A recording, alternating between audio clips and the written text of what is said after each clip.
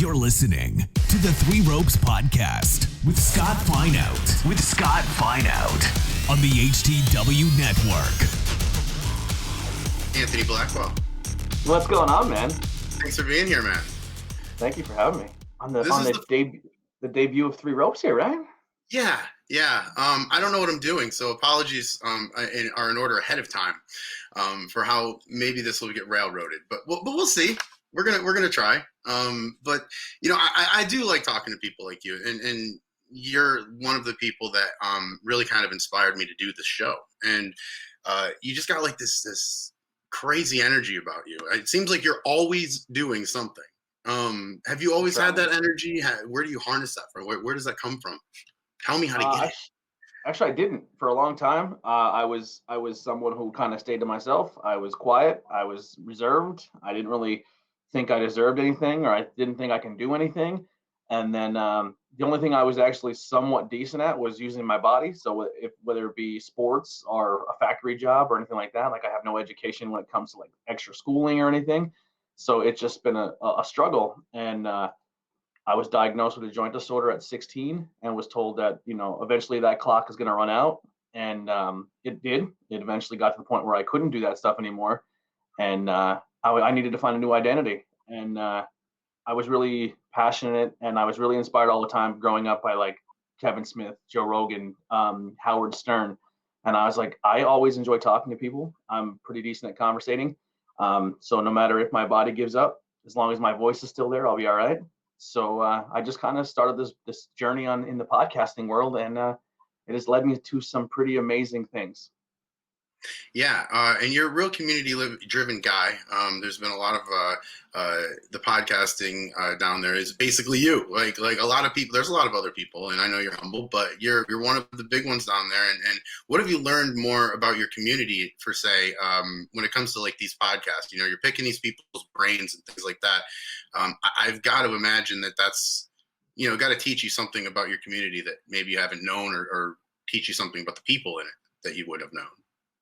Yeah, I've always kind of had the inkling and the know that everyone has a story. Everyone has something they went through. And to them, it might maybe super small and minuscule, and it's not something that is important to them. But for someone else to hear their story, it's very inspiring and it's very uplifting, and it can help people, and someone can hear that story. I've always been someone who I can take bits and pieces off things I enjoy or people I like or qualities from people or certain things, and I try to morph myself into this amazing megazord, I guess you would say. There's my pop culture reference. So once I started doing that, like the first thing I started doing was working with a local band, and I would just kind of be the roadie. I would walk into the place, I'd carry the equipment in. Once it was all set up, I would kind of just sit around. I wouldn't drink because, I'd have like one or two, but then I was the driver home, so I couldn't get messed up. And Right. I would just kind of talk to people, and people are intoxicated, so their guard's down, and maybe their stories are real, maybe they're not, but people had some amazing stories. And I was like, yo, like this should be a good thing for people to listen to. Like, you have a really cool story. Like, I've heard, oh my God, I'm just off the top of my head, I remember the one time we were in a bar and this girl was telling me about how her boyfriend from a different town was killed. I don't know all the details, it's been a while, but there was weird suspicion about his murder, and it may or may not have involved police, or the police may not do a good job investigating it.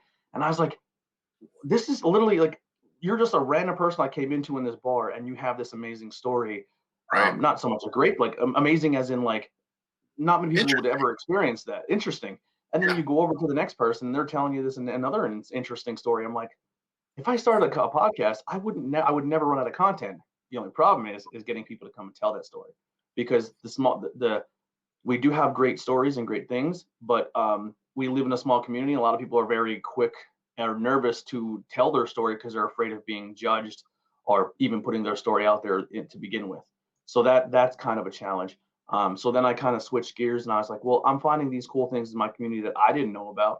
And I'm not saying because I didn't know, nobody else did, but I've been in this area my whole life. I felt like I was pretty in tune with the local music scene, or I was involved with this and that. And then I found this whole theater community. I found these awesome businesses people didn't know about. So I just kind of start diving into that road. Yeah, it's interesting how you can take a format or a platform, shall I say, like podcasting, and really kind of bring these stories out of people. What do you do now? See, part of this is reason why I wanted to bring you on here as well is because I really respect what you've done with all of your podcasts. You're up to 6 now, I think, right? Something like that, yeah. I think I have my 4. I do one on the High Tension Network, which you see down in the corner there. I do High Tension Wellness. Possibly another show coming to the High Tension Wellness soon. But yeah, I'm involved in a lot. How do you find that time? How do you manage that time? Uh, well, there's sacrifice. If you're willing to chase your dream and you want this to be your thing, like I still work a 40-hour job. I'm still your everyday guy. But this is something I'm chasing after. All I know and all I can do is factory work. And when I go there, I leave upset. I leave sore. I leave depressed. So when I get home, it's like, man, if this is something I can make of something and I can make this a career, I'm going to go for it. I'm going to put everything I have into it. Now with that, there comes sacrifice. Well, do you want your show to sound and look good? So you got to invest money in equipment. The way I did that is when I started the podcast, I had no idea what I was doing. I didn't know anything about audio, video, all that. So I did my own research. So like almost a month and a half of just bothering people, asking questions. A lot of times people didn't want to answer questions or be bothered. So a lot of it was just my own research and watching YouTube videos and watching people review things and learning about what makes this and what makes that. And I sold in a yard sale all of my collectibles, everything I loved. I had a whole bunch of pop vinyls, or pop Funko Pops. I had statues, I had comic books, video game systems, video games. I sold everything. And because I was inspired by Kevin Smith. And I started this podcast. And so I started doing that. And then I got to the point where it's like, I have all this equipment. I'm going to start other shows. Like I want to talk about pop culture. I want to talk about wrestling. I want to talk about beer. I want to talk about this. So we just I included my friends and we went. But going back to the other part, I'm sorry, I jumped ahead. The thing that goes with this is people see something like this and they're like, oh, you're doing everything. But there comes sacrifice to that. There's times where, I have a family member who is like, hey, it's your little cousin's birthday party. Can you make it? And I'm like, oh, I'm so sorry. I have an interview scheduled. I miss things, and it sucks.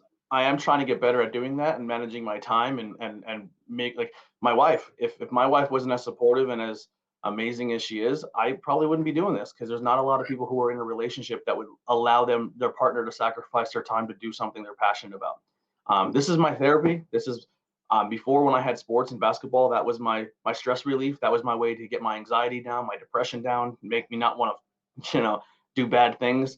And I lost that for a very long time. And then when I refound it with podcasting, she's seen that and said, this is, I'm going to support you 100%. And if that means maybe taking a sacrifice here or there, losing a date night or stuff like that, she's willing to do that. So what's crazy is, like, you sound like a wrestler. I mean, because they say that about people when they get into professional wrestling. It's like, you're gonna miss some anniversaries, you're gonna miss some birthday parties, you're gonna miss this stuff if you want to go and, like you were saying, have a passion, have a drive, have dedication to what you're doing, the art and the craft of what you're doing. I mean, you're gonna have to miss some things in order to put that as a priority, and that's really all it is. Really, it's priorities that we're all kind of managing in our life, and that's kind of what that's how we go, so to speak.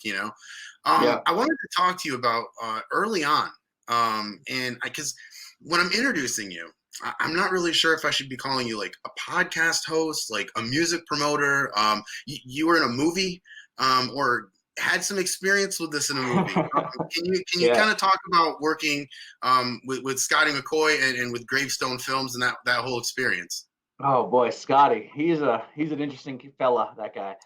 So what happened there is, when I was first starting I wasn't first starting the podcast, but I was really close to this group of friends. And this group of friends were like, hey, they've always been this group that's like, we're going to start a YouTube channel. We're going to start game streaming. We're going to make a movie. We're going to do this. And once again, you take little pieces of people. And I liked their creativity. I was like, man, it'd be cool to start something too. And we started, we kind of, I was supposed to hang out with my buddy Scotty, not Scott, the guy directing, our other buddy Scott. Who was actually in the movie as one of the nerds. He was the big, tall, beefy guy. he's like, hey man, I have like a meeting for this thing. And I'm like, well, I'm already on my way to your house, because we literally lived right down the street from each other. So I start walking up, and they're in their backyard and they're having their meeting, and they show us a script. And my buddy Nikolai, who was like my guy who really inspired me to start this whole podcast network, he's like, dude, do this. Like, this is something you would be good at. Do it. He used to get pissed at me too, so he used to call it my hobby. And he's like, oh yeah, hobby. You drop like so much money into it, just a hobby, right? And I was like, yeah, he used to get pissed. But we went to this meeting, and they start talking about their horror movie, and I'm opinionated, and sometimes I can't keep my mouth shut. So I was like, man, it's a cool idea, but there's a lot of things here that I think is not good. And they're like, what do you mean? And I kind of went through the script, and I was like, hey, you should try this, this, this, and this. And then they kind of brought me in on the brainstorming team, and I was supposed to play the character Benji, which was supposed to be like the sarcastic character of the show. And the movie, it was very ambitious, but with very little prep and very little time at the time. And they were trying to rush to get to production time. And it was interesting. So it ended up kind of falling apart. And I had a conversation with Scotty, and I was like, hey man, don't give up on your dream. He's already an author. You're a writer. Write it. Make it into a book. Make it into a novel. Make it into a graphic design. Anything like that. Just don't give up on it. Maybe take more time to prep. Get your equipment. Get everything you need. Do your research on what everything that comes into this, and come back at it next time better prepared. You already have a lot of your groundwork down. So he went on his way. I went on my way. I started the podcasting side. He kept pursuing the film. He says, hey, I think I have everything under control. Do you want to come back? And I said, listen, man, I'm literally still trying to figure this podcast thing out. At the time, I didn't know how to do video edits, and I'm trying to do 5 shows in a week, and I was falling behind. Yeah. So I was like, I can't. I'm so sorry, I can't. But anything I can do, any small roles, I would love to help. I'll help promote. I'll have you on the show. And my role went from, I guess, a main thing to, I would just say, reporter. You heard my name. You heard my voice in the movie. I was the radio host, and then I have like a little end credit scene where you hear my voice as well. Yeah, isn't IWEP who you're broadcasting with in that movie? Yeah, so he's like, oh, it'd be cool if you use the IWEP moniker, and that's kind of like in their universe, their Newswatch 16 or their WNEP. That's IWEP. But that's important, right? I mean, you want to promote your podcast in several different areas, and get a lot of different eyeballs. So that's kind of important, and I thought that was really cool. Can you talk about that a little bit, like in terms of your podcast? How do you promote it? How do you get people to listen? How is it just like you got to show up to blow up, as Alex likes to say, or is it more a strategical thing? You have to annoy all your family and friends on Facebook. You have to have Facebook deny you and limit your posts every day by saying you're inviting too many people. And then go out and just you can't sit in your living room, produce a content, and expect it to go somewhere. Especially if you have the dreams that I had. So I had to go out and still go to the bars. So on a weekend, when she's like, are you recording? I said, no, but there's a band playing. I'm going to go to the show. I want to support the local music. While I'm there, I want to, be that guy. I'm going to wear my podcast pin. I'm going to give stickers out to people. I'm going to talk to them, promote myself. I'm going to ask the band if they want to come on the show. So I just kind of even days I wasn't podcasting, where you think that'd be a day for break, they were the days I had to go back into the community and get my word out and let people know who I was and that I exist. And that's something I actually got away from for a while. Even before pandemic, I stopped doing it. I started putting more work into the podcast and less work into the promotion. And I feel like I was hitting my audience with too much content. And now I'm learning to kind of maybe dial back, because doing 5 shows and hitting people with it every week, my numbers went down. And when COVID happened, it actually went down even more, because I had more time because I was laid off work. So I was doing a show every day. People were like, I can't keep up with you. And I was like, you're right. I was like, you're right. So you have to learn that balance of too little. You have so much, too much could be, not good, and too little might not be good either. So you have to find that balance. But yeah, that's something I want to definitely get back into. Doing a show, 2 shows a week, or normally I try to do like one of my main shows on Fridays, and then I try to sneak an interview in on a Saturday, and then a bang and beer on a Sunday. but I actually staggered my interviews to like 2 a month or 3 a month, and my banging beers to bi-weekly. So it's not every Sunday either. So it's giving more people time to catch up on the previous episode and not hitting them with too much at once, and not drinking as much. So yeah, I'm really impressed because I've been there before. When I was with PPW, I would put in 12, 16-hour days at times, and like I would just work from like the time I woke up until like I got ready to go to bed, and it was fun. But there's a thing called burnout that's very real, and I'm really, I'm, to be frank, I'm really surprised you haven't hit that yet, and maybe you have, but you haven't really shown it that much. And I mean, have you, and how do you, and if you have, how do you get out of that? Well, I already suffer from super high anxiety and depression, so burnout happens almost every day. And then what I do is I became self-aware of my bad habits and my bad mental things, and I would sit back and say, hey, you are gracious enough that you have the people who listen to your podcast listen, and some people don't have that. So instead of crying you don't have more, be grateful for what you have. And that's kind of kept me level-headed. And the thing too with your PPW, like I was always the guy who kind of helped somebody else start something. I was the guy, once they were already established, I would come in and I would put all my effort and all my energy into something that maybe to them was a hobby or maybe to them wasn't their main priority. And I would put all my heart and soul into it. And then when it came down to like, not so much a payoff, but like when you feel like you should be represented in a different way, it just didn't work out for you. So the podcast network for me for the longest time has been the first thing that was my own. I was always kind of known as like the hype man. I would be the guy in a music group or somebody or a group of friends who'd be like, yo, he does really cool shit. And I was kind of like the guy who looked like I had no talent, but I kind of leached off the person who did. And I was like, no, I kind of want to be my own thing here, Yeah. Yeah, self-identity is definitely important, and ownership of something is definitely important. I think I'm finding that with doing these podcasts now. It's like, when I worked for PPW, it was awesome that I could do all this work and get access to all these stars and stuff, but it was like it didn't really matter. Like I don't need the attention or the kudos, so to speak, but at the same time, like it's nice to be like respected or patted on the back every now and then. You know what I mean? Yeah. It's like, okay, yeah, and you can do that with your own identity.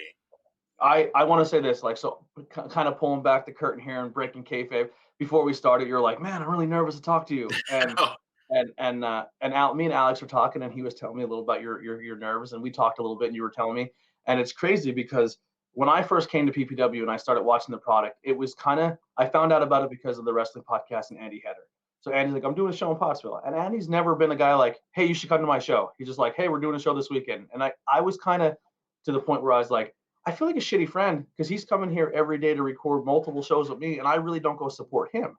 And that's a big thing too. You have to support people that you care about, Sure. Especially if you're in this world of being creative. If you're someone who creates content but doesn't go out and support other people's content or actually take time to listen to it and critique and help and work with people, you're going to be exposed very quickly. I've had people all the time say, I love your stuff. I love your stuff. And you're like, what was your favorite episode? And they're like, and I was like, you didn't really listen. You're just trying to blow smoke up my ass. But when I went to PPW, I was shell shocked. I was like, holy crap, this is a big thing. It was a time where I was starting to get back into pro wrestling. I took a huge break, and I started watching the YouTube clips and everything. And I wanted to say, like, I was a fan of you. I really enjoyed what you do. I think you're very, very entertaining on commentary. I've always been the fan of the heel. I've always been a fan of the heel commentary, the Bobby Heatons of the world. Like, I always loved it. And I thought you did a fantastic job doing it. So when I went to PPW, and you kind of like, hey, that guy, and you're like, I love your show, and if you ever do a show that's under 45 minutes again, I'm gonna write a strongly worded letter. I want very long episodes. Yeah. So I was someone who was in a crisis where I was like, I was being told my episodes were too long, but I was being told that my episodes were too long by people who didn't listen. And then I had someone like you who are like, dude, I like what you guys do. I want as much as possible. So I was like, all right, we got to do at least an hour every episode because the person who actually put time into listening to us, and for you to come out as somebody I was a fan of and respected what you did, and you were the guy behind the guardrail, and I was just a guy paying a ticket price, and you were telling me you liked my content, meant the world to me. And it's crazy that we're in a spot now where you respect my game as much as I respected yours. Oh, absolutely. Absolutely. You're at the top in terms of people that I have access to and have great podcasts, and I mean you are one creative dude, man. And thank you. Before we move on, thank you for saying that about me. I when you came in, I did listen to a lot of your stuff, and I remember I have a 4-hour drive from PPW. And I ride with Jim Holbert, and I ride with Tyler the Birdman, who is the cameraman, and I drop them off in Binghamton. Well, I'm like an hour off the highway, so I have like an hour, good maybe hour and a half to listen just by myself. And I'm like, you know what? After all that craziness of doing all this wrestling shows and running all the fucking way around everywhere in Hazleton, you know what I want to do? I want to listen to fans and possibly put myself out there to them hating it. But here's the best part, is that even if you did have something bad to say or negative to say about it, it wasn't out of spite. It was like, I seen it. Like I seen you were right, in a lot of different cases. And when that happens, you start gaining a lot of respect for somebody's intelligence. And you guys, as a roundtable, are just very intelligent. I mean, if anybody's listening to this show, they should definitely listen to you guys, because you've got a little bit of everything there. And I just enjoyed listening to your take, because I'm like, I knew what happened. And this is kind of like, how Unplugged works, where it's like no, we couldn't have the boogeyman in the beginning signing autographs because he was on the highway throwing out his snake. You know what I mean? Like there's so many different aspects to everything. But I really enjoy all the content that you're doing. And Tornado Tag honestly is my favorite. I think you guys have got a really good show in terms of different personalities. I mean, you've got a wrestler there, you've got a wrestling encyclopedia there. He's in human form. I know Brian is in human form, but he is an encyclopedia. And then you've got you, who's just this amazing host that can really kind of play point guard really well, and also has good opinions, and also is intellectual. So it's a really good show. I think you guys really have the mixture there of stuff.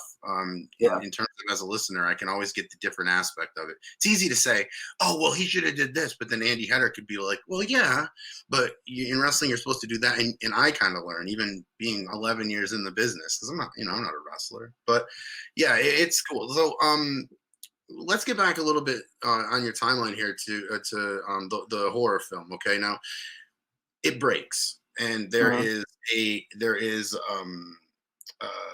a little bit of space in there between, like a break in between production, shall I say. And in that time, you're going to look for new avenues. And what were you looking for in terms of people? Did you think, okay, I need some people here to help me? Would it be nice to have some people to help me? Or were you more, I can do this by myself and let me just try to get this done? A little bit of both. So yeah. I'm always the type of person,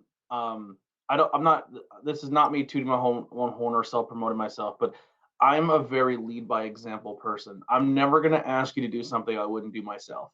And that goes for my job. That goes for just anything. So when I started doing this, I was at the mercy of Nikolai at first. And I think Nikolai kind of got offended with me because he's like, you took my only job away, because he was the one who would do all the edits. But Nikolai also has his own dreams and aspirations. He's an inspiring actor. So, and I wish him the best on doing that. But the day might come where he may not be able to help me. So I was like, hey man, I need you to teach me how to edit. And it was just basic editing. And I downloaded a program, I Googled, I researched, I took film, and I just practiced, and I did it. And I was like, hey man, I don't really need you to edit anymore. I got this figured out. And he's like, all right. So it was like, I would love to have people come help me. But I also realized that a lot of people couldn't didn't have the time, patience, or dedication, not on a bad level, because I demanded a lot. Like I said, I was recording every single day. So someone to do the same thing I was doing, take time away from their family, their friends, their loved ones, and be here every day just to run a soundboard. I didn't want someone to just run a soundboard. If they were here, I was going to put them on a microphone and they were going to talk. I wanted them to be on camera. I wanted them to be a part of the team. And it was just hard to keep people who were willing to do that. And I understand, because my work ethic is really, really high, and not everyone can always be there. So I had to kind of learn to do it myself. So when you see our show, I'm running the board, I'm running the StreamYard, I'm watching the comments, I'm hosting. Like, there's a lot going on. And I think if now it was taken away from me, I wouldn't know. I would probably be lost. Yeah, yeah.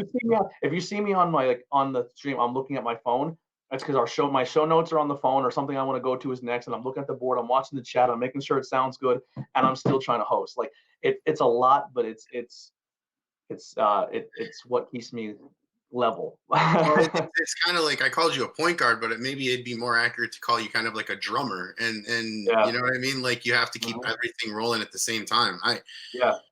Man, I mean, Alex is very easy to work with. Paul Bowe is very hard to lasso in at times. Yeah. I couldn't imagine. It's like riding the bull.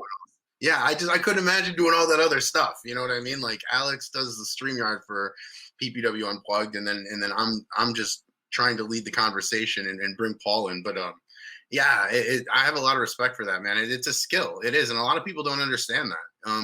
In terms of like, oh yeah, he makes it sound easy. You know, you're just having a conversation. It's like, no, it's not that simple. And you know, I think have you found yourself to grow a lot through this process as a person? I mean, you know, you're interviewing a lot of different people, and have you maybe been really hardcore one way of thinking and maybe gotten your mind flipped, or what's it taught about you?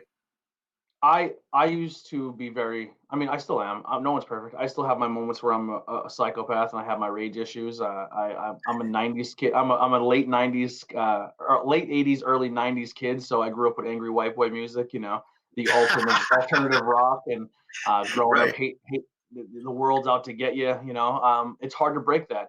So I was someone, if like you gave me a bad comment, I'd probably be like name calling.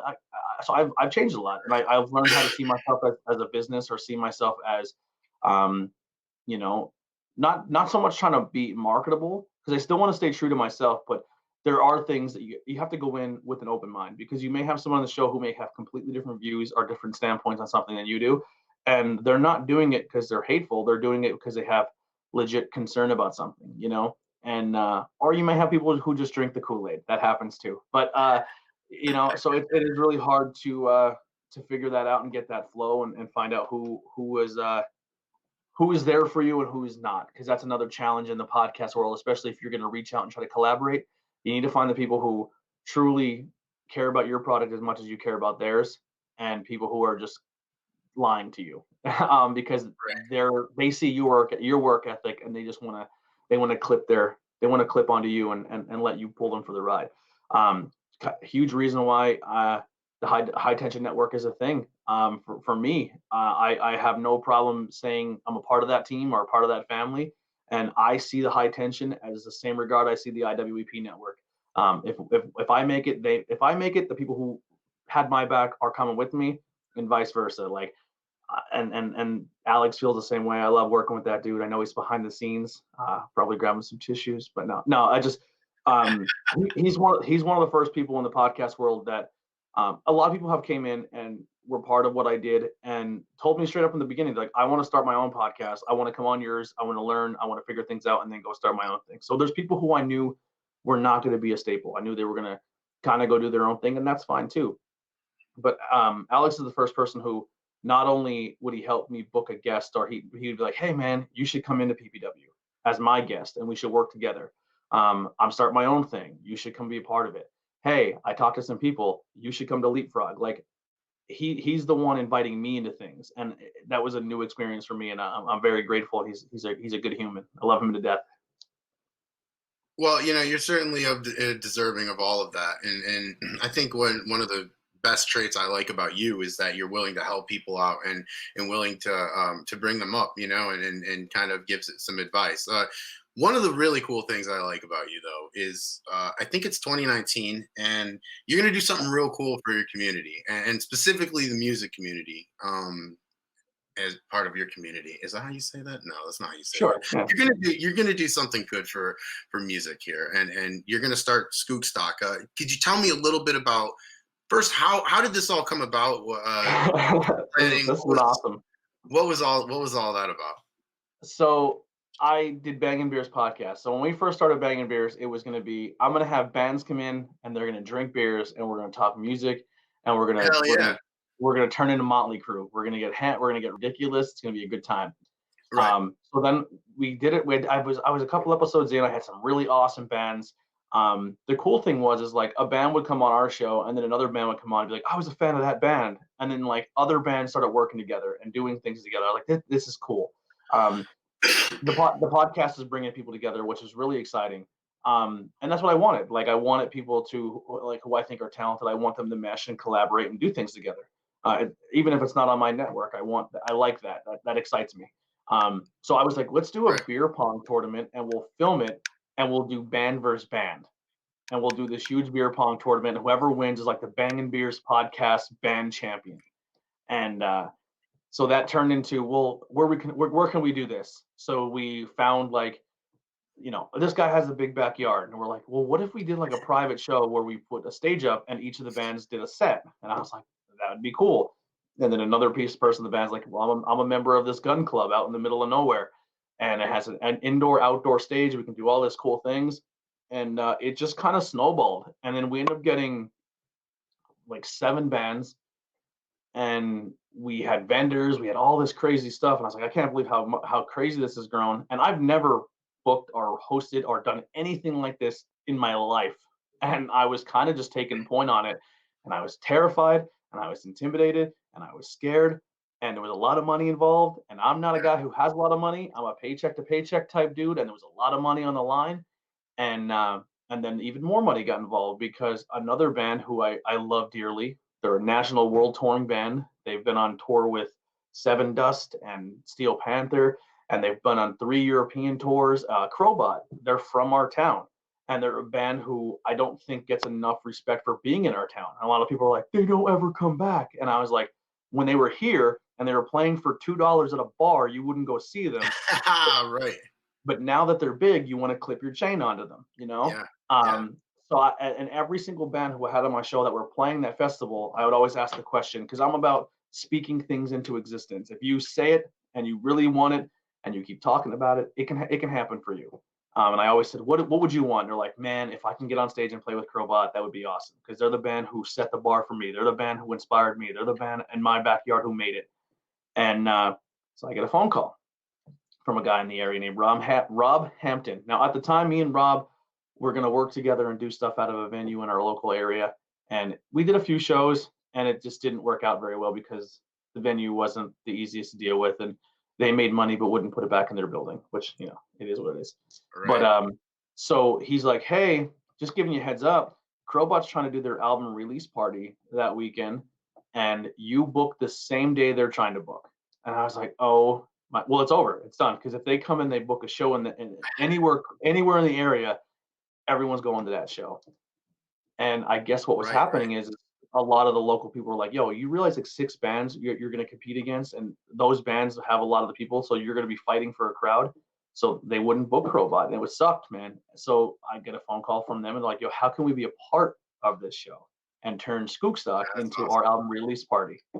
And we worked out some details. That's gotta make you feel amazing when you get that phone call. It did, until I had to start talking to agents and production teams and record label exec. Like I was like, oh, I'm a handshake guy. Like I don't want to sign contracts. If we work together, like, hey, if it works, it works. If we make money, we make money. If we don't, we take our licks together.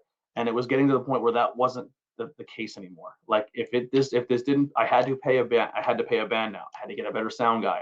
There's a lot of money involved. And if we didn't sell tickets, I was eating it, and my wife would have killed me.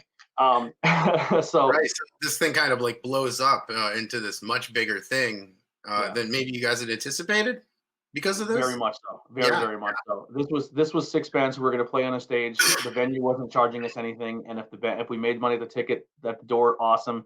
I initially pitched this and I stuck to it. I did not make a dime from Skookstock. Every dime that we made on that event was all going to the bands. They're the ones who performed. This had nothing to do with me. It was supposed to be a Bangin' Beers podcast thing. I think it was on the flyer, but I never even promoted it as a podcast thing. Skookstock was his own deal. It was all for the music. They're all bands I care about. I love them all to death. They're super talented. So then Crowbot joins, and they bring along Fate's Got a Driver, which is another band who's really doing really well. And I'm buddies with the lead singer. They have a new album coming out. A really, really talented band. So they joined the bill. So now I have two established bands that tour with all these local bands that are inspiring to do the same. So we had three cover bands, three original bands, and the show goes on at a hitch. And not only did we make it into the green, but we had enough that I was able to give every band a nice chunk. I would say a nice chunk. And we had stand-up comedy in between the bands. The very last set, right before Fate's Got a Driver was going off, they went a little hard and they blew all of the fronts, the highs, off every speaker. So, oh man, going into the last set, which was the headlining band, they had no highs. So if you're anything about sound, if you lose your highs, it's gonna be very, very hard to hear your vocalist, especially if he sings very high. He has a high pitched voice. Those sounds are not coming through now. So they actually had to play the show with no monitors. So they took all the monitors off the stage and put them on top of the stacks, on top of the highs, and tried to do a makeshift thing at the last minute. Yeah. The sound did take a hit. It was not the greatest sound, but everyone there had a blast, and it was hands down one of the coolest experiences I've ever done. And I always asked for part two, and I said, listen, I pretty much showed you that some schmuck who knows nothing about music, but all I have is a lot of heart and passion, can put this together. I think you guys as a band should take over Skookstock. It should be your thing. Like, you shouldn't have a middleman like me going in and telling you what you can and can't make at a venue, or you're in control of your own destiny. And a huge thing with this, I was inspired by Cody. I was inspired by the Bucks. I was inspired by AEW, because they were people who were like, we don't need your brand. We don't need your thing. We can do it ourselves.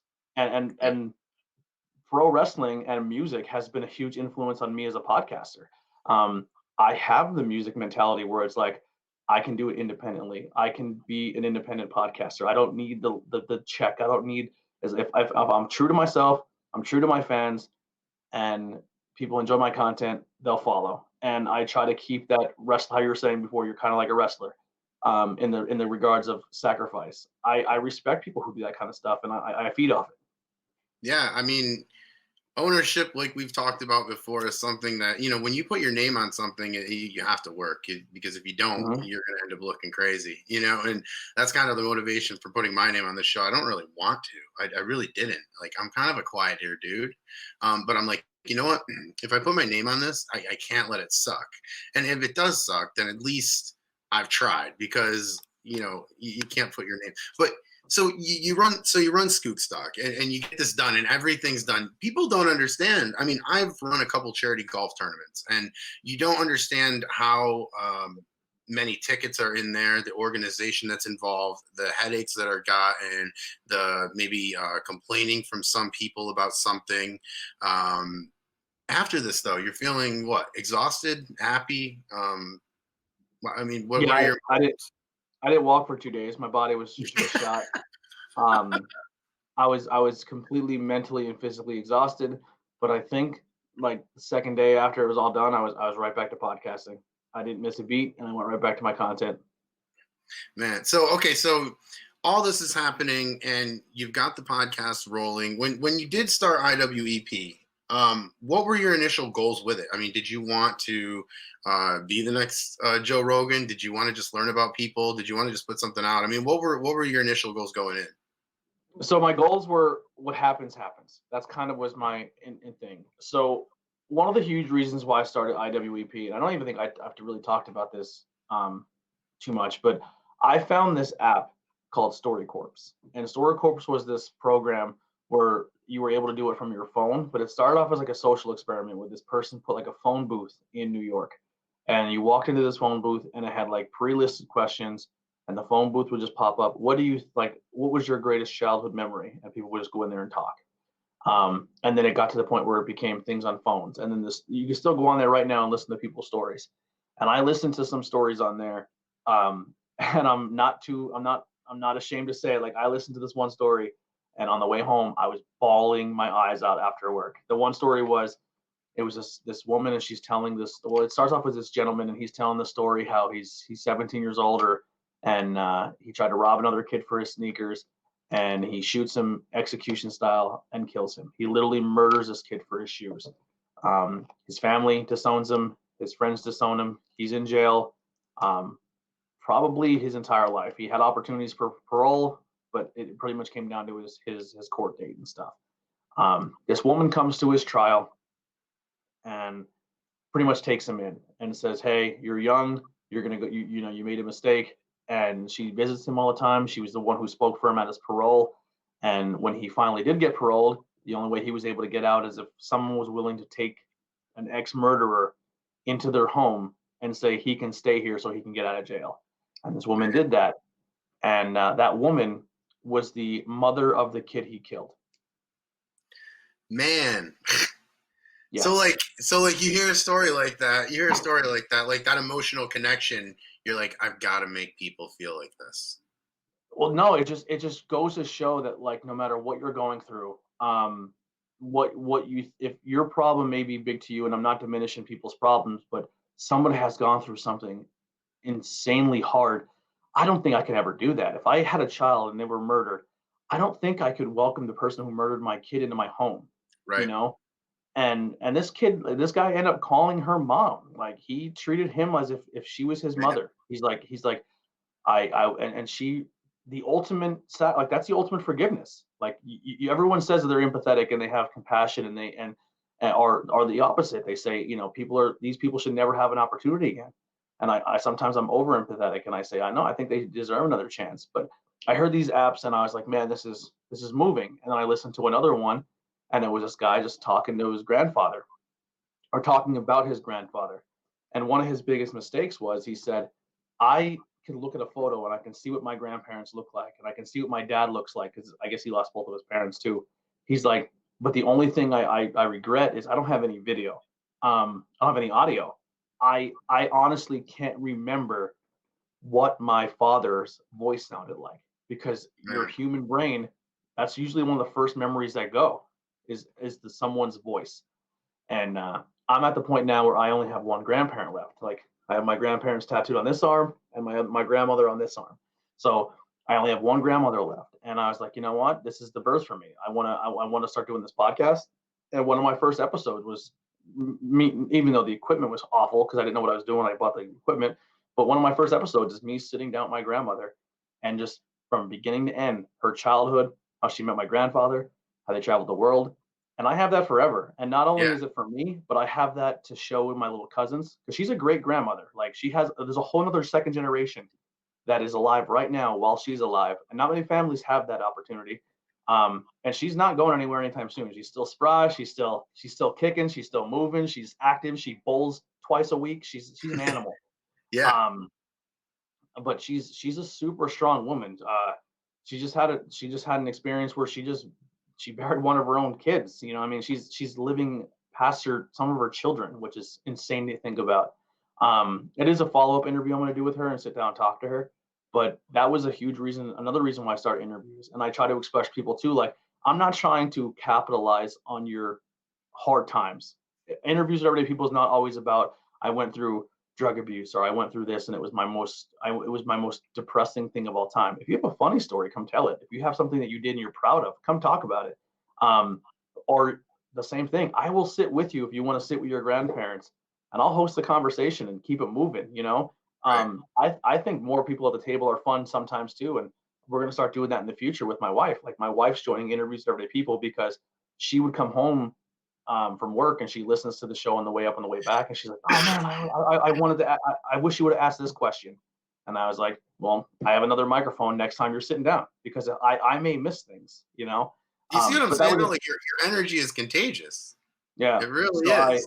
So that was a huge reason for me, was just to capture those moments. And that was one of my first things I did. Actually, my first episode was Scotty from the movie, because I promised him once I did my podcast, he'd be the first guest. And then my second guest was my gram. I had my dad on, and I interviewed my dad, but it was like a conversation that we had that I pretty much knew all the answers to. And then my dad came on a Banging Beers, and it was just me and him. And we were supposed to be reviewing these beers. And it literally just turned to me and him drinking the 5 beers, and me learning about his dad, which I had no idea about, and how problematic their relationship was, and how he wishes he was more empathetic, or would have been like, hey, let's talk. Because it was kind of a generational thing, because once we get angry, we get to the point where like, we're not speaking. F you. I'm not going to talk to you. I don't care if I never see you ever again. That's the type of person I used to be. And that's the type of person my dad was, with his father. His dad wasn't always a great person. He struggled with a lot of his own demons, and he didn't really make up with his dad until like a couple weeks before he passed away. And we sat down one day, because there was a time where I didn't talk to my dad for almost 2-3 years, and it was over something. It was over something not petty, but in retrospect, and hearing other people's problems, it was petty. And God forbid if something horrible would have happened and we never talked again, So we literally sat down on a one bang of beers and got hammered and just talked and had like an insane moment that was completely unscripted, unplanned, and it was awesome. Like, I don't know, I think the power of conversations is beautiful. I love it. Well, do you find that like interviewing your dad or your grandmother in a podcast type format, do you find that the conversation's a little different in terms of like, you can really kind of, when you're running a podcast, you kind of get the pass to grill somebody, right? Yeah. So like, do you find that you get different answers? Do you find that the conversation goes somewhere different? This isn't even a thing with people This is the challenge that I go through with people I even don't know. Full disclosure, when you see my podcast studio, it looks like I'm in a studio.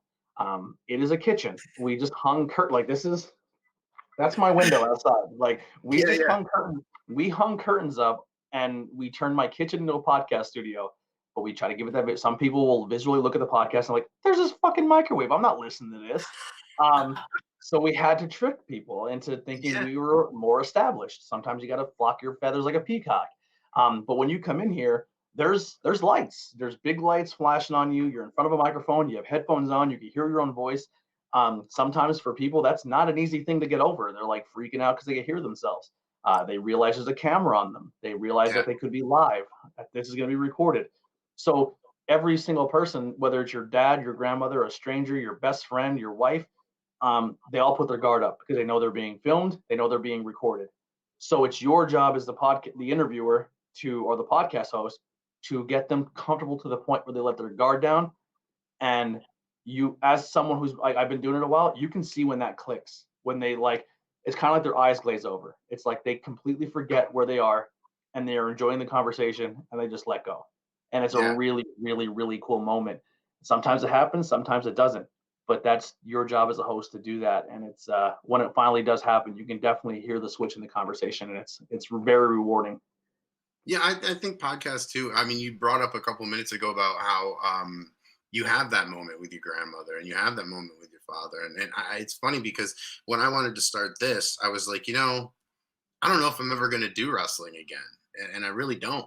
But Which would be a damn shame, by the way. Well, I mean, I don't know. I mean, I'm a free agent, so to speak, right now. And I have no idea where my future does go. But,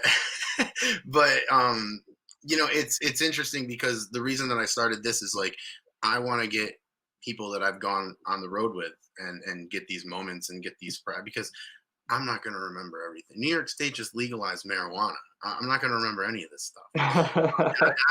and I am a couple laps ahead of everybody here. But I wanted to get that down because it's kind of like a therapy type of thing too, where it's like, okay, let me just get this shit out. Because it's fucked up. You know what I mean? Some of the shit that I've seen. I'm like, man, I got to just tell somebody, because if I don't tell somebody, I'm not going to remember all the details. And if I don't remember all the details, right? So I think that this is kind of like a new medium that's not really seen its full potential yet. Whereas you can do that with your relatives as this becomes more normal, podcasts and things like that.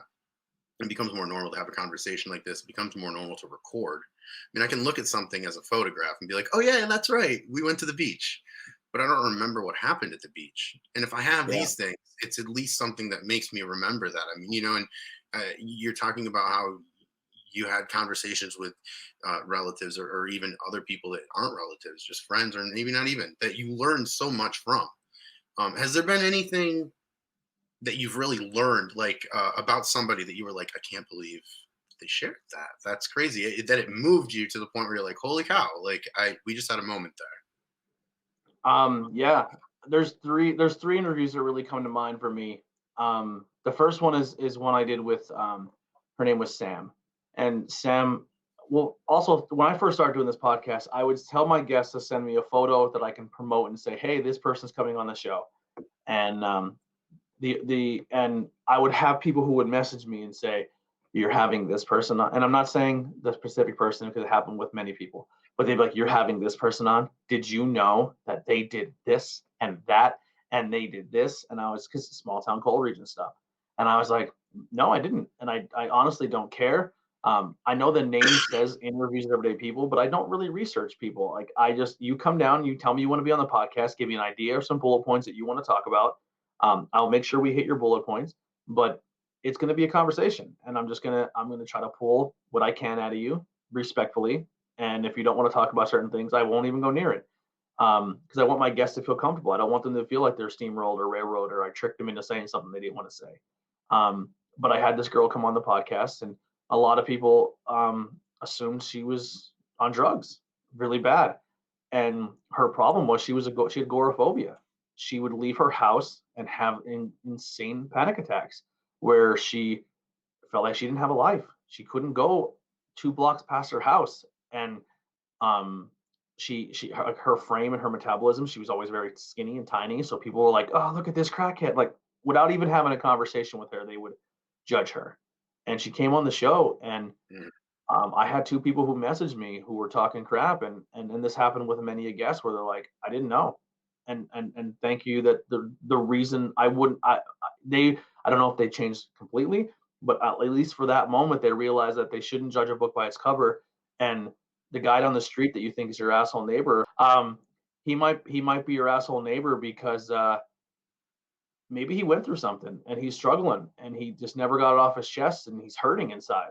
And if he just kind of spoke about it, he would be a better person as well. So it's just kind of like, don't be so quick to say someone's bad. Some people hurt, people have experienced things. And at least even right now, like there's people in stories. If you ask me about, I wasn't the best person to them, or I may be not the hero in everyone's story, and I'm okay with that. And if I did something to you that you felt like I wronged you, I'm sorry. But let's talk about it.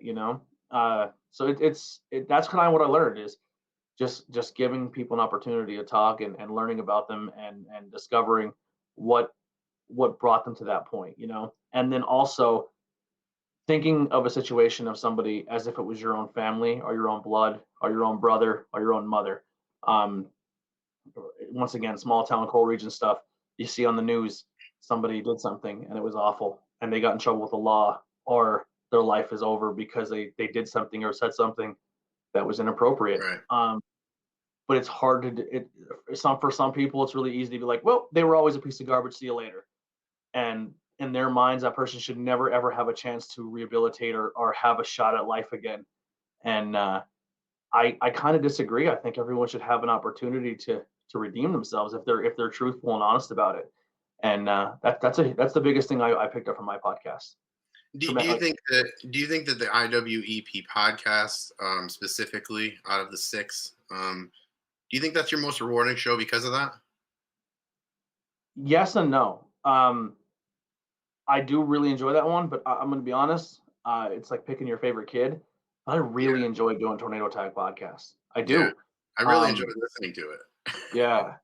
I think I like all my shows. I think like Truth Behind Illusion's fun because that's the show that I actually do research for.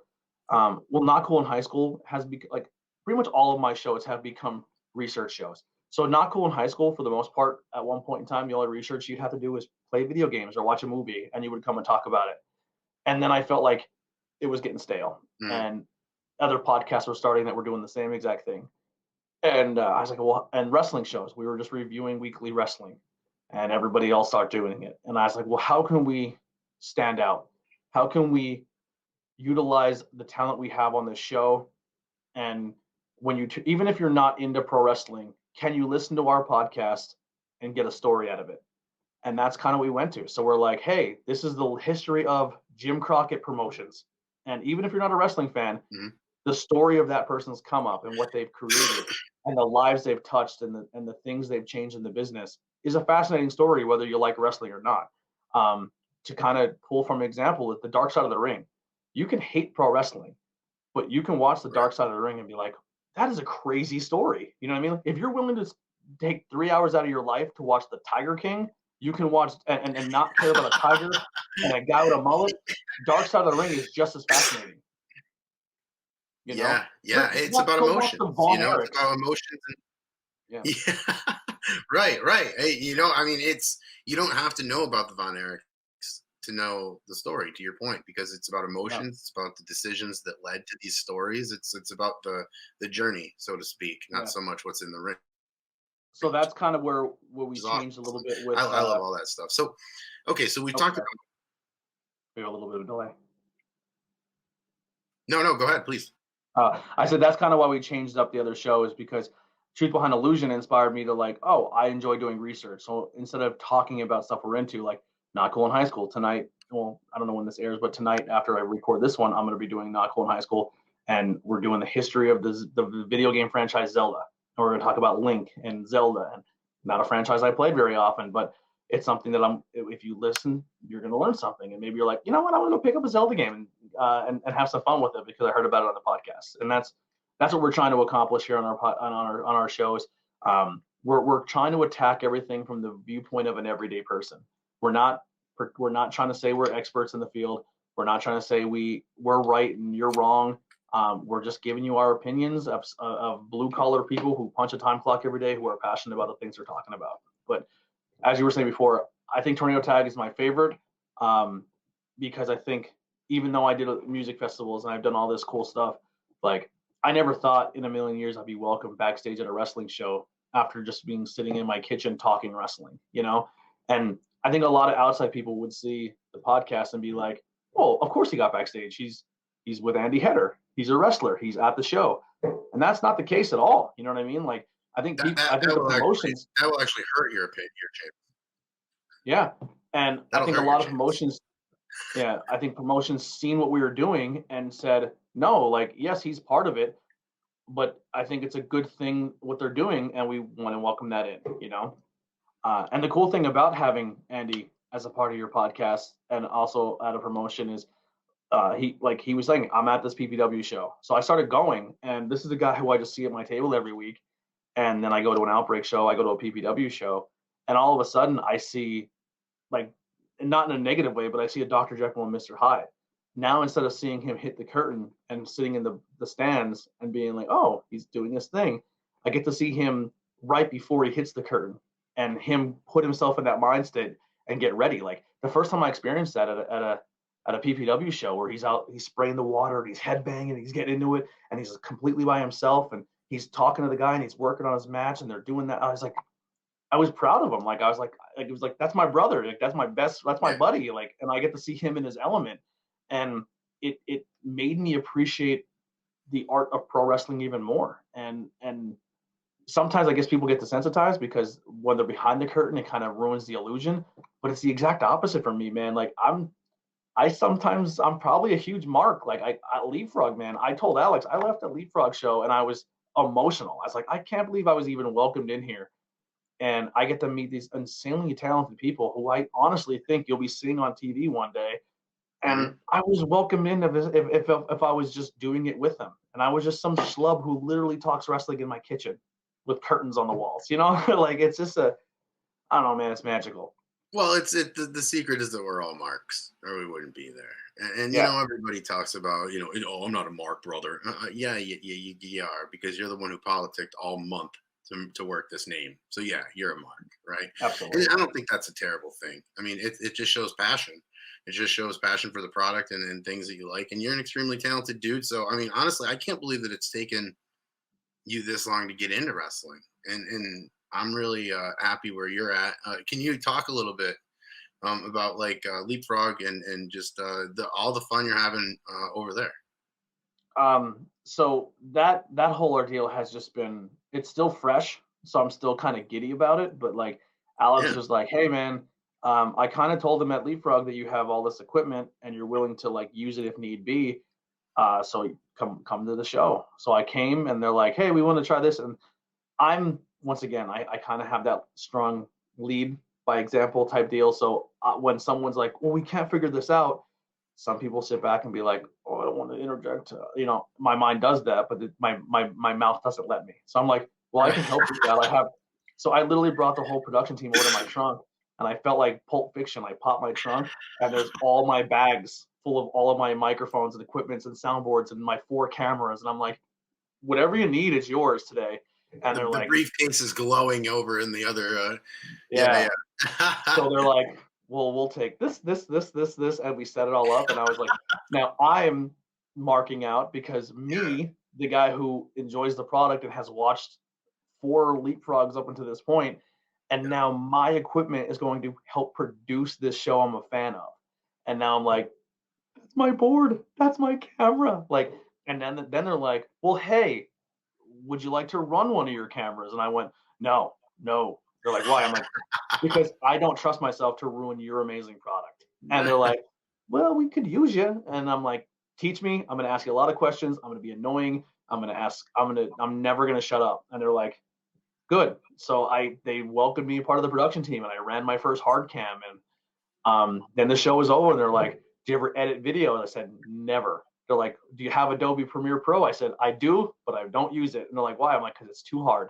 And they're like, well, we're going to give you a couple matches to work, and we want you to edit them. And that has been an experience because it wants something I've never done. So literally, I'm putting everything together. I'm Googling, how do I do this in Adobe? And I'm just teaching myself how to do it. So it's like, this next Leapfrog production is going to even be cooler for me because it's something that, like, I'm going to see my match on Leapfrog. Like, if you would have asked me 3 years ago, sitting in my kitchen, if I would have been producing a match, like, with a talent who I really respect is so my first Leapfrog, I fell in love with this one. I don't want to say names because I don't know when this airs and all that, but there's someone on Leapfrog who day one, I was like, I like him. I like his style. I think he's fucking cool. And then there's somebody else who I seen on AEW Dark or AEW Being the Elite. And now I'm editing the match. And I'm like, this is crazy. Like, what am I doing? Like, yeah. Oh, it's awesome.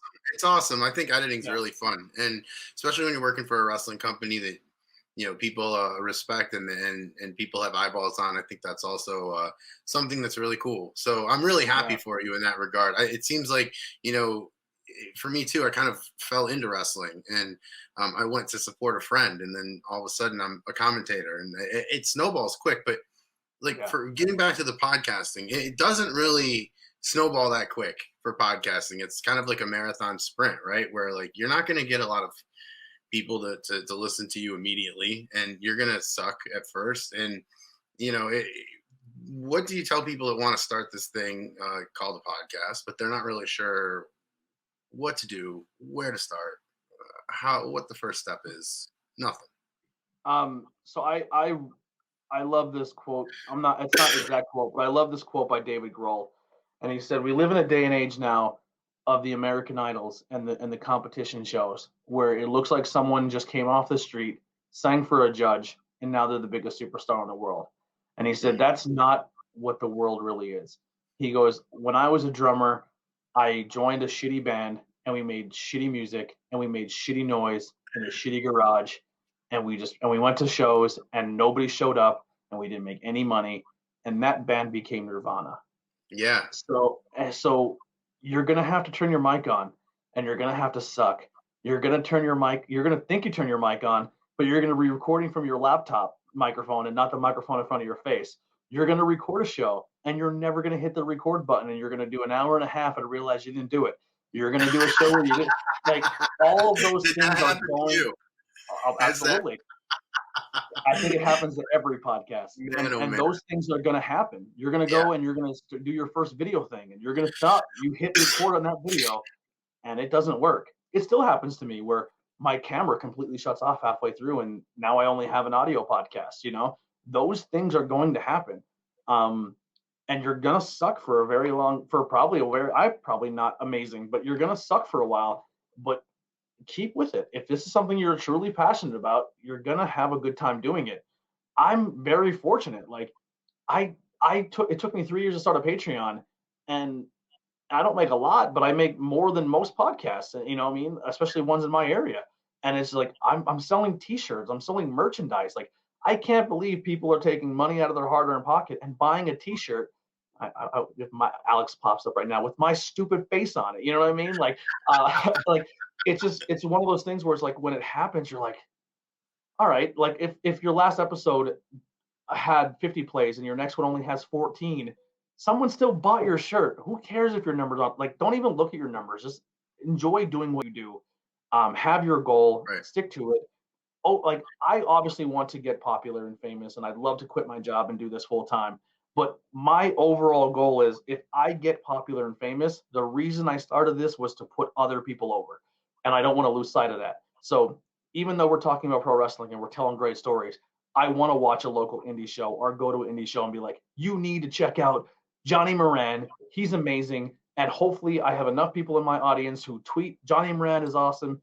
And then he gets a shot and his life changes. That's my overall goal. Or, Right. hey, check out this awesome band. They're really, really cool. If you like X, Y, and Z in your music, this is for you. And even if you don't, and you like you like me, show them love. And we can make a Facebook page or a YouTube account jump up to 1,000 subscribers in one day. I just want to grow to a platform where I can make change like that. Even like $1, where if someone says, hey, a local person in your area went through something, they lost their house in a fire, and I have 3,000 people on my Facebook page and they all subscribe and have the same mentality as me, which is unlikely, but that's the goal. And I say, everyone do $1 and we can give this family $3,000. Like I would love to just be able to unleash the forces and use this to help other people. Yeah.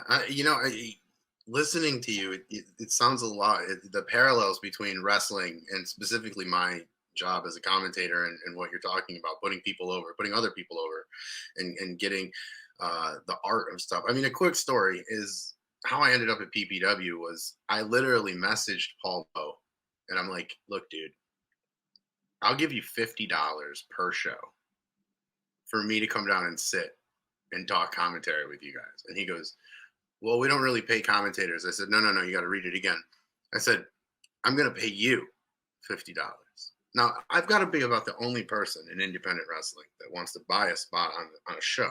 But and it's not, and you're driving very fucking far to do this. Yeah. And to me, it's more about the art. Like I'm one of these weird people that will keep everything. Like I'm not a hoarder, but I mean, like if I got like an award or something, I mean, like I got like from like when I was a kid, I got bowling. I went to Saturday morning bowling, and I was like the MVP one year, and I still have that somewhere in this house. And my girlfriend's like, throw it the fuck away, and I'm like, no. Right? But with wrestling, I'm gonna keep it in this box one day, and I always think about that. I'm like, man, in 40 years, I want to be able to look back at this and be like, holy shit, I really did all that. You know, it's fun and it's art to me. And I knew that, you know, with Paul, I knew he was the best in my opinion at what he does, and just his professional presentation and stuff like that. And I wanted to work with him. Now with podcasting, you also have to work with different people, and co-creating or teaming with other people is really important. And talk to me a little bit about how important that is, because I mean, I think you get more exposure that way. Do you not? Absolutely. The biggest challenge there is it's just like in wrestling, you have to rely on the other person, right? So you have to go into a situation, you have to make yourself vulnerable and kind of give up your body and your mind and your feelings to work with somebody else. And just like everything else, we all have egos. If we didn't have egos, we wouldn't be doing it. If we didn't have confidence in each other, we wouldn't be sitting behind a microphone. Sometimes that gets in the way though, you know, it can be challenging. There's been times at PPW where working with other people was not the easiest, you know, and it led to stressful times. I'm trying not to name drop, but like, it wasn't easy. Yeah. But that is still a struggle that I go through. Listen, I have a community page where I pretty much open the floodgates and say, anyone who's a wrestling content creator, please share your stuff on our page, right? Yep. And then I reach out to them like, you want to collab? And they're like, nah. So I'm good enough for you to share your content on my page. You won't put me over and you won't work with me. But as soon as you share your video, I'm the first one you click on. It's like, come on, man. Like, and it's just, it's frustrating sometimes. And it used to get under my skin, but it doesn't anymore, because I honestly think when you're fortunate enough to be in a situation I'm in where I can talk to the people at a PPW or an Outbreak or High Tension Wrestling or Leapfrog. My personality shines through, and they see that I'm allowing other people to put their stuff over, and they see that I'm not the one as the roadblock of the when it comes to the communication and the ability to work with others and play nice with others. And I think, just it's one of those things where people will be exposed for what they are, and if they're selfish, they won't go very far. You gotta be willing to work with each other. But I want to put over real quick Paul Bowe. So I want to tell you my PPW debut. Sure. So Andy comes and we're going to do a show. Andy was really excited about it. So he's like, yeah. So we put in the page, going to PPW this weekend. Going to be really exciting. Tornado Tag podcast is coming. If anyone who's listening to this show wants to come with us, we'll get a section in the bleachers and we'll have our own little spot. And a few people came with us, and we had a little section. So I get a message from Paul, a private message to the podcast page. Paul goes, "Hey, I don't know what you're planning on doing here, but don't bring your own equipment. You're not recording. We already have a podcast team. That's just what's happening." And I said, "No, we're not coming to record anything. We're coming as fans. We want to watch your show and then talk about it later on our show at a completely different time and date." Okay, just making sure we're on the same page. By the way, do you want some free tickets? And he sent us 4 free tickets. Oh my. And that's when I was like, well, is a podcast there? What is he talking about? So then I researched and I found the Wicked Turtle, and I see Alex's beautiful face. If I know you guys are gonna do this edit later, and I'm gonna add work for Alex, but if you ever watch Always Sunny in Philadelphia? Oh, of course. Do you ever see when Mac and Charlie have to be separated by Dennis and Yeah, and they're across the restaurant they want to be friends, but they're not allowed to be at that point in time. Yeah.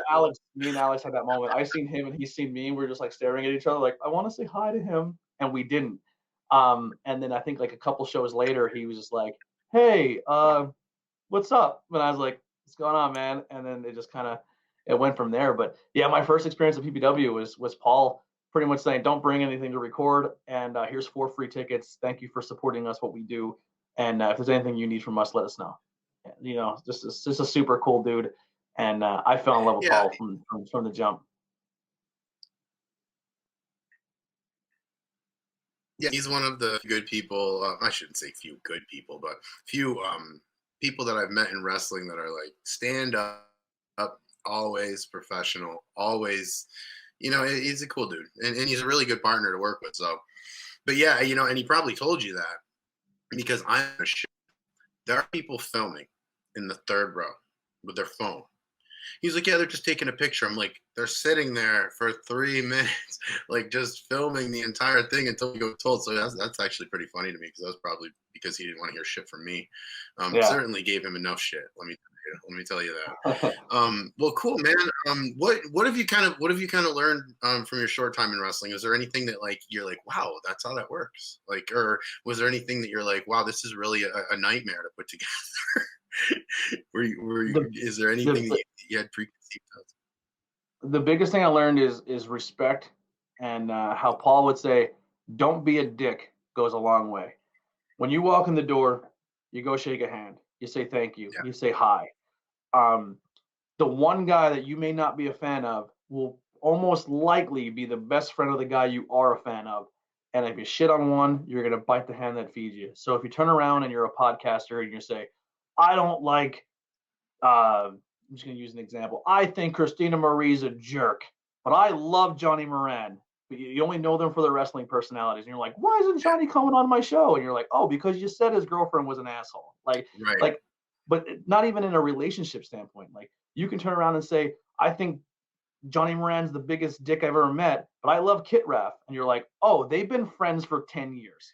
So if you shit on Johnny, you're definitely not getting Kit." So if the biggest thing is, before you talk shit, do research. No, but just don't be a dick. Like, if there's a reason you don't like them, there's people have bad days, or they're playing a character, just the biggest thing is when you go to shows, just be respectful, especially if you've never done a push-up your whole life. Don't tell someone they're not good in the ring, and you're sitting in the front row, just a slob like myself, never trained a day in your life, and you have all the insight on professional wrestling, and you can work harder than all these people, but you've never did a toe touch in your life. Like, stop. Right. No, I feel attacked now. I really do. No, but I mean, that's literally what I do here. No, but yeah. But I'm saying, but you critique things, but you'll also say, hey, there's a way to go about it. Like, hey, this guy just maybe needs to work on cardio a little bit, or this guy needs to do this. He's still learning. You're going to put out a positive feedback to reinforce the things he's not really good at, and just saying, instead of being like, that guy's a piece of garbage, he should quit what he does, and he should never do it again, and he should never be in the ring. That person worked really hard and probably spent a lot of money to even get the training to be in that ring, and he's still trying to learn, just like a podcaster. If you think your show is amazing, there's going to be someone who thinks you suck. So if all you do is keep putting negative, like everything sucks and I don't like this, you're leaving yourself very vulnerable for people like, well, we think you suck. Don't be careful what you put out, because you might get it back. Yeah, my philosophy on commentating has always been to not put anyone under, right? So you want to put both people over by saying, well, person A is really fast, but person B is faster. And that puts over person B as being even better than average. And it puts person A over as he's still good. You know what I mean? And I found that, like, I remember one of my first when you called Andy Header a gatekeeper. Yeah. And I was like, you realize in the world of MMA, a gatekeeper is a bad thing, right? I did it. It means you'll never be the champion, and you're good, but you're never getting the respect you deserve, and you're just there to see if, like, pretty much what it does is if when the young lion comes up and you're a veteran who you never give an opportunity to fight the champion, and they're gonna put you against the young guy, and you're pretty much you're the judging stick to see if this person's gonna go up in their career or not. And I was like, how dare he? Aside from the no title thing, I do think Andy Header is somebody that, in PPW, we were like, is this guy good or is he not? Not Andy, but just somebody that we're bringing in. Is he good or not? It's like, I'll put him against Header, you'll see. And it's like, he's always been that bar where it's like, let's compare him to Header, because Header knows how to work and Header can work a broomstick. You know what I mean? And it's like, if he can do that with him. So in a way, he kind of, I don't want to sound derogatory towards it. And trust me, I've done a lot of campaigning and marketing work to try to get Andy back on my side. It's not working, but truly, he was that guy. Well, see, that's the thing. Two of them. Yeah. Everybody wants to say one. There was two of them. But no, man, that's cool. So that's awesome, man. Thank you so much for being here. I really do appreciate everything. I don't know how rocky this thing was, but hopefully I'll get better at this. And like you said, just keep on rolling. Where can we see you? You can find me on the High Tension podcast network, the High Tension Wrestling Network. I do a show Wellness on there. I have a new show coming up very soon. You can check out the rest of the amazing content on there, as well as Hitting the Mat, Moran and Friends. Trying to say one that's not. I don't want to say something that's not announced yet. The Sweatshop Podcast. Check all that cool stuff out. So check me out there first. You can also see me at the IWEP Network. We do interviews with everyday people, Banging Beers, Truth Behind Illusion, Tornado Tag Podcast, Not Cool in High School. There's probably some other stuff I'm missing. Yeah, a lot of cool stuff, man. You can check me out on the recent episode of the PVW Unplugged. I get a little plug there about my first time ever doing a voiceover work, which was super exciting. The PPW resolution. I was happy to have you do that. You did such a good job with that, and I was really happy that you did that, because it made it sound even bigger. And that was a cool spot. I really liked it. I loved it. I marked out. I sent that to all my friends and family. I was like, look at it. Well, look, man, we can do this again, because I really like having you out here. Yeah. Yeah, man. I think what you're doing. I know there's a little bit delayed, but I think what you're doing is absolutely fantastic. I listen to a lot of podcasts. Once again, like, I'm not someone who just creates. I always go out and listen to some people's stuff, and I give everyone a fair shake. And I listen to not just one episode. I listen to multiple, and it takes a lot for me to stick with a show. I'm going to be honest. Like, if you're boring, if you're just kind of dull, if your microphones are terrible, I know that stuff happens, but it's hard for me to stick with it, But I will say this: PPW Unplugged has quickly became one of my favorite podcasts. I look forward to it each week. I really, really, really enjoy it. I think if you're a fan of PBW, if you're a fan of Scott here, definitely go listen to it. They do a great job breaking down behind the scenes stuff. I look forward to the future of Three Ropes podcast. I think it's going to be fantastic. I just think you're a good conversationalist. And don't sell yourself short. I think you're good at what you do, and I think it's going to be good for you on the farm, being isolated, being by yourself, to jump on an internet call and talk to people and have some fun. Yeah, that's really going to be. I look forward to working with you more on the High Tension Network. Well, this will be a struggle because the internet. I'm 45 minutes off the highway, so like, there's no internet. Okay, I'm still like, I'm hoping that I crank that wheel far enough to where the internet continues. But yeah, it's bad out here, man. I barely have lights. I'm like a little house on the prairie out here. So it's going to be interesting to see the technological Once you start growing ways weed, in which everything's change for you.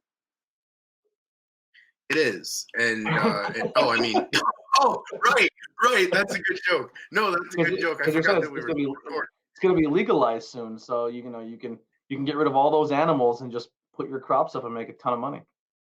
Listen, I want to just tell everybody that's listening to this, you're more than welcome over at the Bravado Bakery. It will be a good time, and you will feel very good leaving. That's all I can say legally. Yeah. I will say this as well. I think it'd be a very, very interesting concept to possibly do a farm frog on your property. Alex Maestro and Chris Levine can load the ring up in a trailer bed and drive it up to upstate New York and set it up on a crop field, and we can have like a Children of the Corn style battle royal rumble. Man, that's got gold all over it, blue and gold all over that. And you know what? Andy Header can come up here and drive my tractor. It'll be a good time. It'll be a good goddamn time.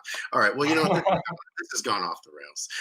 But thank you so much. Seriously, that you came on here. It really means a lot to me that you were my first guest. And we will for sure do this again. So thanks, bud.